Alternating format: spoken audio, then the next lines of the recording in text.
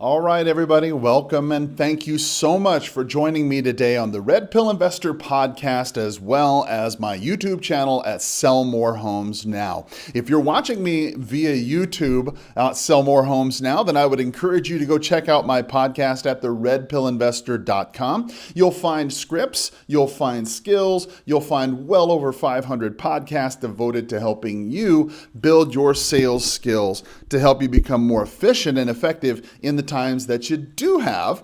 If you're joining us from the Red Pill Investor podcast over there on iTunes or Stitcher, please do me a favor, share a little like or review. It certainly helps spread the word on the podcast. And then I would also encourage you to come on over and visit the channel at Sell More Homes Now, because you'll discover about 160 videos or more of sales skills devoted towards realtors and homeowners, things, really just a cornucopia of skills, if you will. So today what we're going to talk about in episode number 502, 502 is 3 mistakes in real estate investing that make you look dumb. 3 mistakes that you make in real estate investing that make you look dumb, right? Now listen, every single spring, okay? Every spring, there's new realtors in classes, there's new investors just flocking to guru training in all the hotels, wherever they may be. And these seminars, these books, these classes, and gurus, they seldom tell you all the things that really you need to know that inadvertently cripple your ability to be successful, your success pattern, if you will.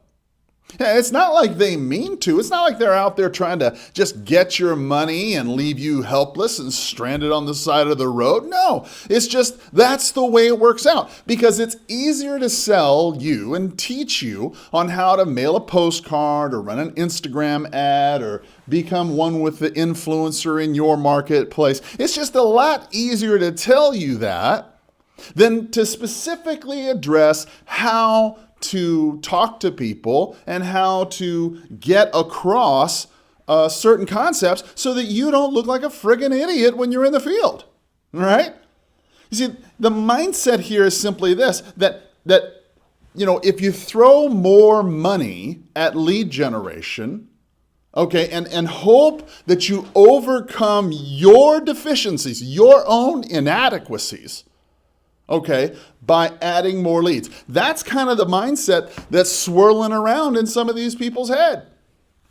Swear to God, that's what's going on. Tell me if I'm wrong.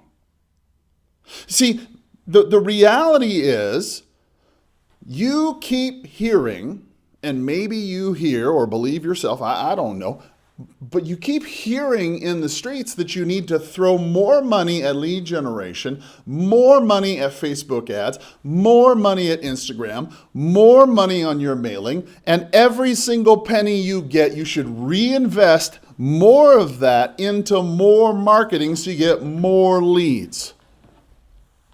That's just what I've been hearing. Let me just toss this thought into your brain and let it see if it simmers around and resonates with you, right?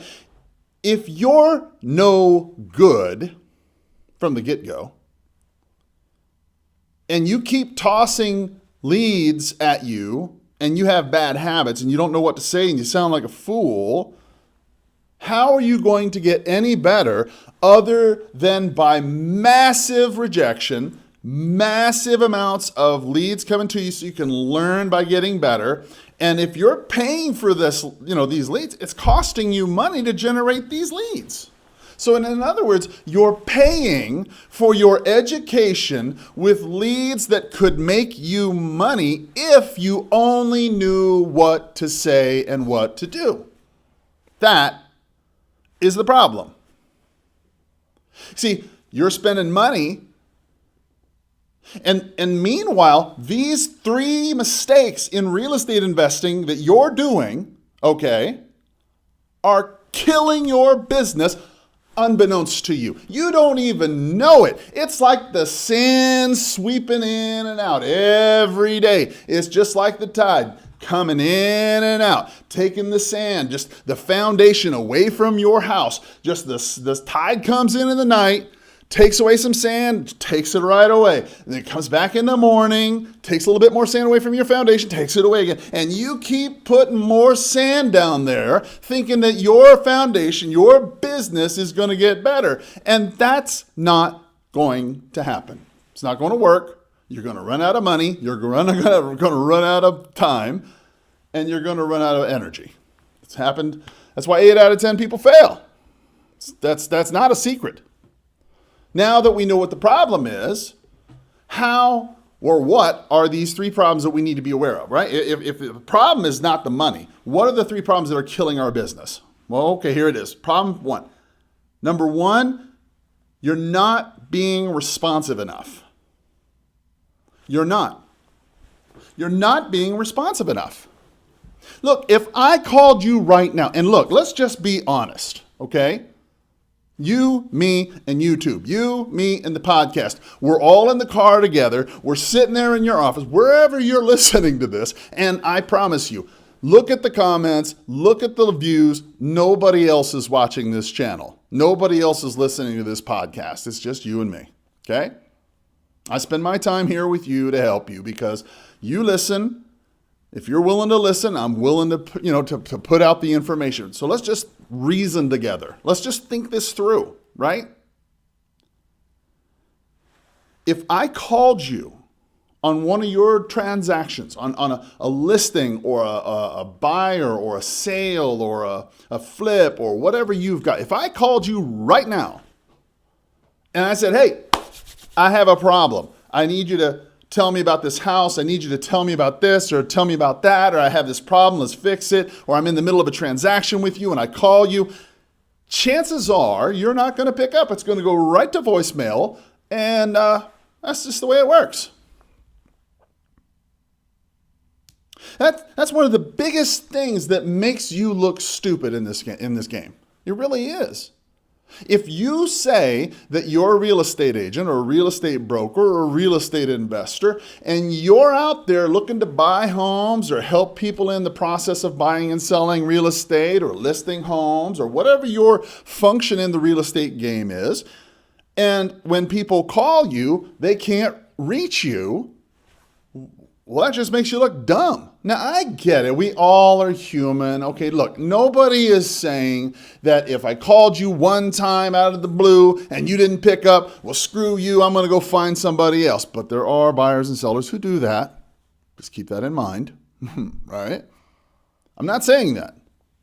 But there is a consistent lack of ability to follow up and call back and respond to people in this business. It's prevalent. It's virulent. That's the only word I can think of to describe the rampant ability of people to fail to follow up and fail to be responsive to the agents, to the buyers, to the sellers, to the customers and clients that you have. And you know it.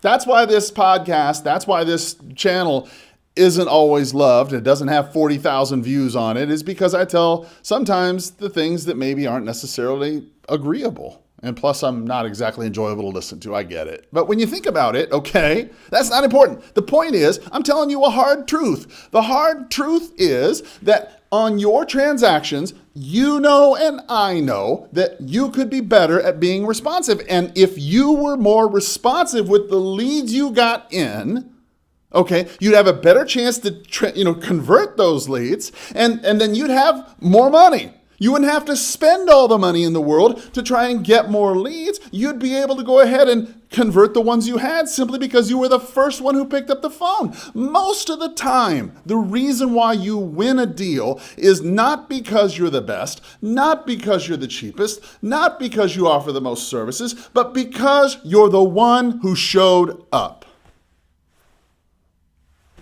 That's the truth. Let's move over. I know that was a little bit hard. I'm going to move on, right? I wrote down, in the beginning, they call their competitors. Okay? In the beginning, they call your competitors. If they can't reach you, then they're going to call me. They're going to call somebody else. They're going to call the next guy and the next guy and the next girl and whoever else picks up the phone. If you won't pick up the phone and answer the phone, they'll find somebody who will. And in the middle of a transaction, they're going to call you. Right? They're not going to call the other agents. They're not going to call escrow. They're going to call you, and they're asking you for information. And at the end, okay, guess who they're calling if things didn't go well? They're calling their attorneys. It's all a question of who you want them to call. You want them to call your competitors? You want them to call you? Do you want them to call your attorneys? Who do you want them to call? In my preference, I prefer them to call me. I'll pick up the phone, I'll text them, whatever it is. But you've got to make sure you're responsive to your clients. If you want to make more money, if you want to stop this bleeding, this incessant tide taking the foundations of your business away, then start with point number 1 and become more responsive. Point number 2. The second reason why you're not making the money you want to make, the second critical issue that you're facing is not knowing the market. I don't know how else to say it. It's not knowing the market. You know, if you want to look like an idiot when it comes to real estate, don't know the market. That'll help you fast, flickety fast, right? If you want to learn how to look like an idiot in front of your peers and in front of the other investors and in front of realtors and in front of the buyers and the sellers and everybody else, then don't know what the market's doing. Because what's going to happen, okay, and let's just get this straight. Regardless if you're an investing realtor or just straight an investor or even a realtor looking to take a listing, okay? Not knowing the market can get super expensive when it comes to losing deals. Think about all the time, money, and energy you spent trying to generate this deal in the first place. And when you generated the deal, okay, then you gave them a bid and an offer or a listing price or whatever, and you didn't know what the market was doing. You overpriced, you underpriced. Maybe, right? Maybe you weren't very good at the repairs. Maybe you didn't know how much it was going to cost. Maybe you're not aware that the current style isn't that style anymore. You know, there's certain places I was talking to a person up in Scottsdale just the other day, and they were mentioning how a particular style of home was no longer in vogue, right? And it was actually something else now. And that even as just short as 4 years ago, there was this type of home and it was great and it was perfect. But nowadays, forget it. People won't even touch it now, right? Not knowing the market can cost you. Here's a question I wrote down. How many deals can you afford to lose because of your ignorance? I mean, let's just really get down to the brass tacks of this. If I was going to coach you and we were talking every week and we were sitting down trying to figure out what was going to be the best thing for your business to move forward, okay, one of the key things I think I would probably want to know is how well do you know your market? Do you spend time going out and trying to figure out what's going on in the market? Or are you of the mindset that says, you know what, it's easier for me to keep throwing money into Facebook ads and Insta? Which is easier? Is it easier for you to go out and spend more money, or is it easier for you to go out and learn the market you're in so that you can go ahead and convert a deal easily? Simply because you know stuff that other people don't know. You know, for example, okay? If you're looking on the multiple listing service, this isn't even in my notes. This is just something I'm just kind of thinking off the top of my head. I hope that this is okay. But when you think about it, if you're looking on the multiple listing service, if you're an investing realtor, okay, there's a lot of a lot of investors out there who will tell you that, oh, there's no deals on the multiple listing service. Pfft, whatever, right? look, let's just be clear, okay? There are plenty of good deals to be found on the multiple listing service, especially if you create them, right? I mean, who pays full price? Especially if you create the deal. Now, when you think about it, if you're looking on the multiple listing service, and I'm just, again, right off the head spitballing here, but if you're whipping through the multiple listing service, trying to find a wholesale deal, okay, what are you looking for? In my mind, I'm looking for motivation and mistakes. I'm looking for the motivation of the seller. Is it an estate sale? Is it a divorce? Is it a behind the taxes? I mean, what's the situation? Is it a REO, a short sale? What's causing this sale, right? And then what are the mistakes that the listing agent made? Because every single person out there tends to think, okay, that they're the best, and me too, I'm guilty, right? We all think we're the best realtor since the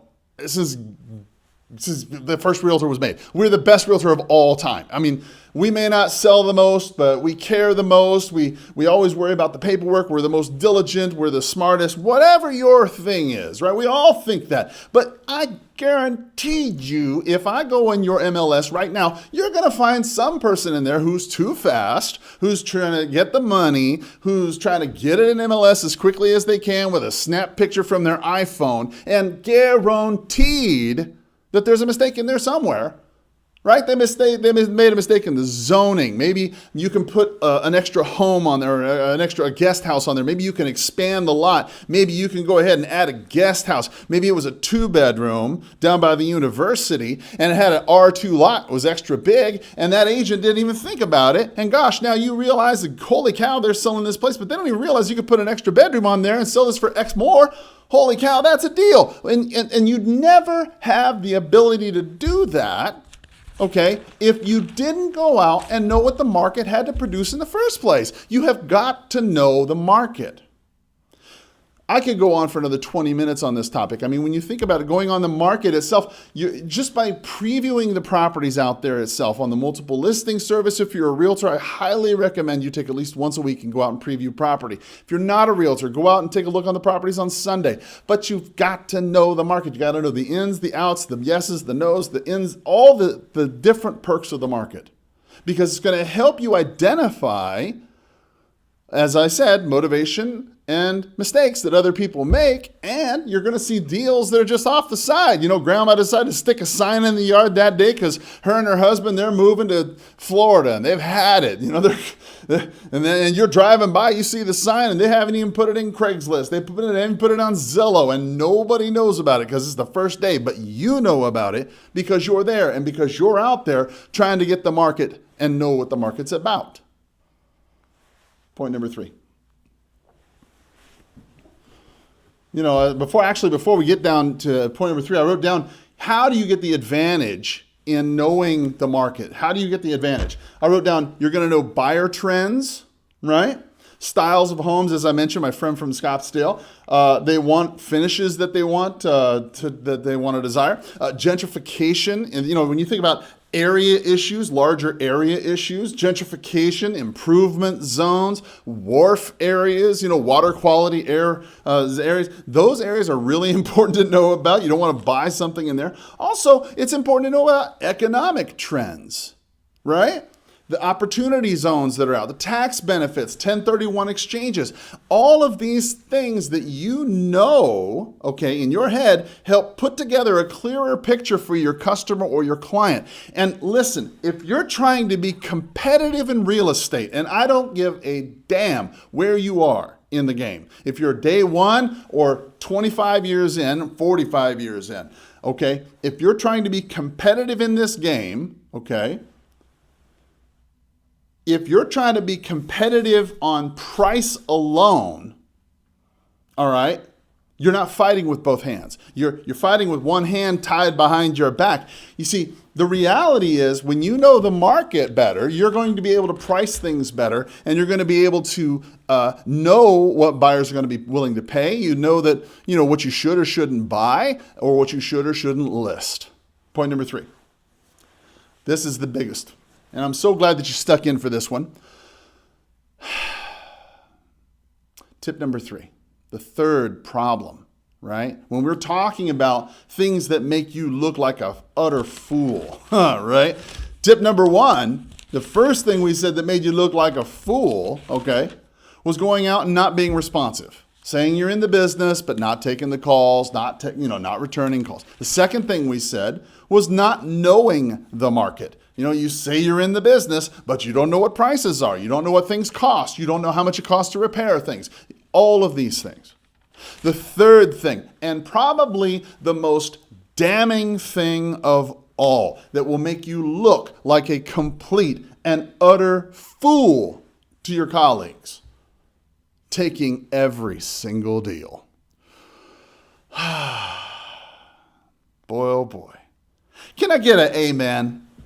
I mean, at least can I get a thumbs up maybe, or a share? I mean, because guys, I'm trying to bust my hump here for you. I'm really trying to give you some good information. And let me tell you, if you're out there and you're trying to make a living and you're trying to get a deal done, trust me, I get it. You want to share the world when you got a deal.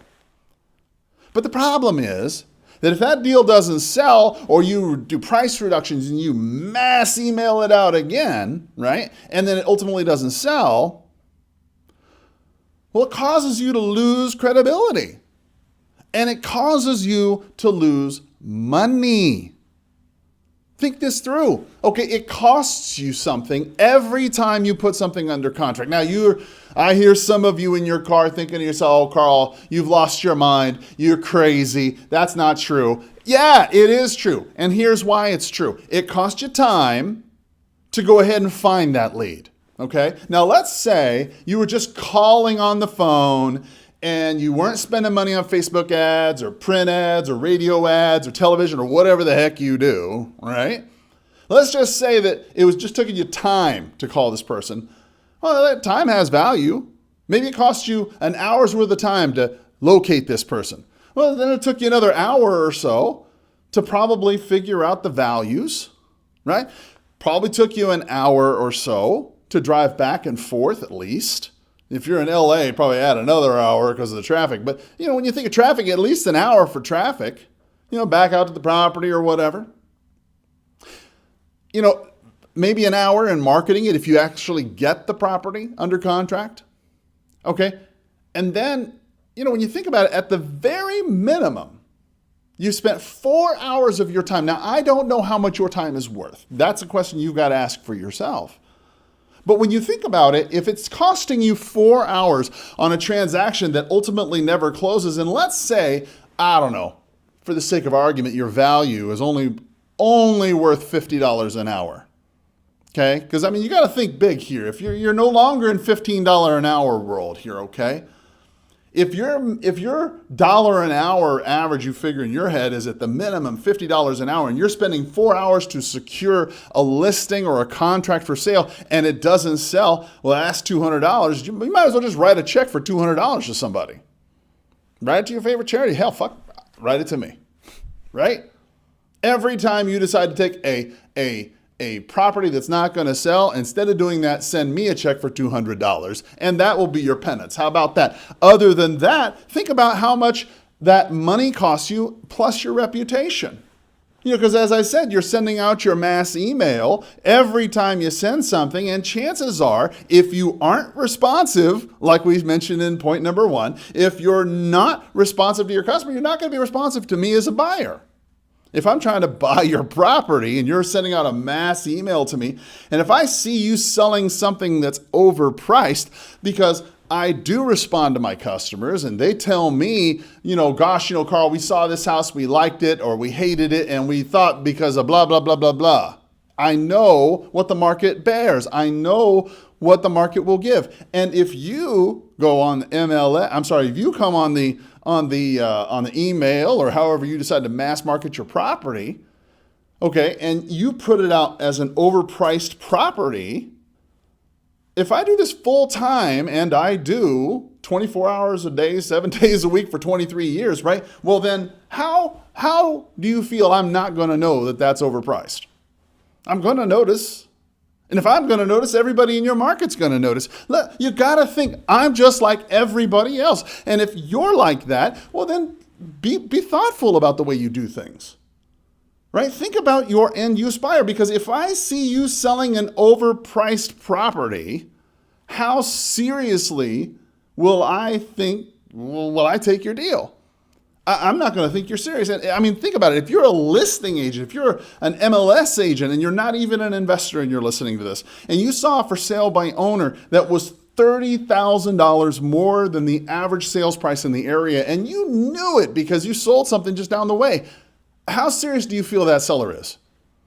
Not serious at all. And as a matter of fact, you probably won't even call them because there's, what's the sense? It's just, you know what I'm saying? It's not even worth my time. People's time has value, and you ignore the value when you send useless emails on properties that do not sell.